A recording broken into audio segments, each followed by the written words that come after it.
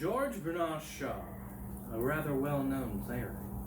He's written plays such as The Man and Superman and Caesar and Cleopatra. Shaw created plays with emotion and passion, but he wasn't always a theater writer. Here's just a brief summary of his life and his ultimate passion. Steve. In the beginning of his life, Shaw was born on July 26, 1856, in Dublin, Ireland. He was the third child and the youngest one at that, and his education was never within a school or a classroom. He learned from his mother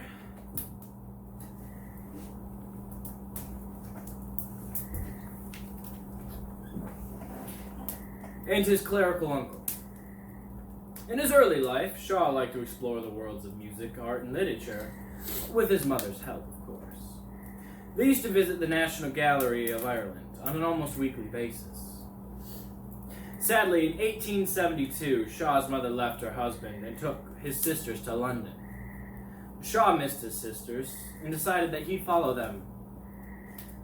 About 4 years later, he found out, while in London, that his younger sister has died. He then took up writing.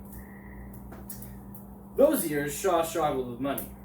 His mother ended up supporting him while he wrote his first novels within the British Museum Reading Room. Although Shaw never was a successful novelist, he didn't end his writing career there. After being rejected to numerous publishers, Shaw began to learn about the politics and activists of British intelligentsia. He later joined the Fabian Society, and after joining, he became a critic of reviews of books, art, music, and his later passion, theater.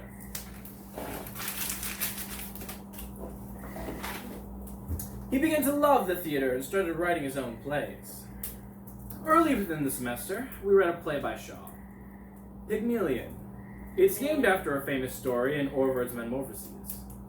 In Ovid's play, a man named Pygmalion, who is disgusted by the loose and shameful lives of the women in his era. He decides to live alone and unmarried. He then creates a gorgeous statue that is more beautiful and perfect than any woman could ever be. He soon falls in love with this statue and wishes that she was real. He then prays at one of the temples of Venus, and Venus grants his wish. The statue becomes real, and sadly without a cricket. Shaw writes his version of the myth. Within his play, he talks about the inadequacy of the myth and romance. With his version, he twists the original so that it does not conclude as euphorically. Instead, he ends it in a unconventionally and ambiguous manner. He mires the story in sordid and mundane manners whenever he gets the chance. Examples such as trying to find a taxi on a rainy night, and labored by small details of napkins and ties. This kind of details help the story stay grounded and a little less romantic. My final analysis of this wondrous play is the final question Shaw asks. Can an artist in the source material be such an absolute and perfect being to have the power to create a woman in the way he desired? Is the statue inferior compared to her artist? Can there be a relationship between man and woman that is not only romantic, and do looks reflect what people are really like on the inside? There are things that I noticed within reading both of these plays. I find that Shaw to be not only a writer, but someone who likes to ask the questions.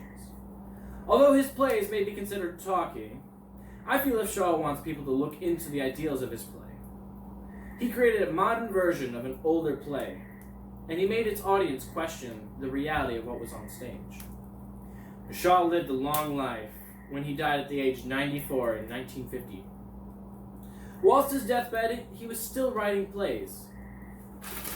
Now, if that doesn't show you true commitment, I don't know what does. This has been Connor Cetus. Great catching up.